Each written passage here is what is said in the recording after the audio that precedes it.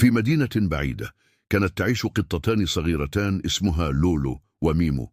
لولو كانت فضولية وشجاعة، أما ميمو فكان ذكي وسريع البديهة.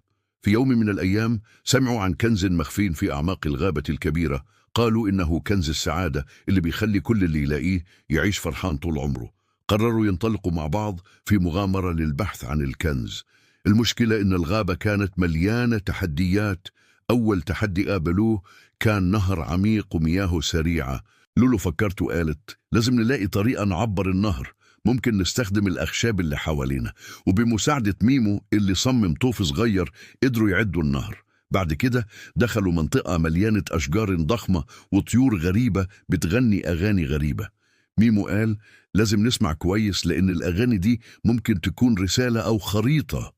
وفعلا قدروا يفهموا جزء من الأغاني اللي دلتهم على الطريق الصحيح. في آخر المغامرة قابلوا حيوان غريب شكله شبه الأرنب لكن له أجنحة.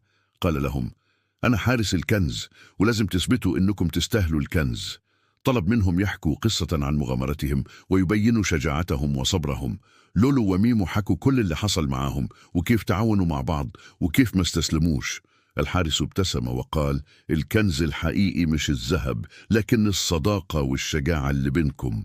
رجعوا للمدينة وهم مبسوطين وعرفوا إن المغامرة دي علمتهم أهم حاجة، إن الكنز الحقيقي هو الحب والصداقة والمغامرة نفسها.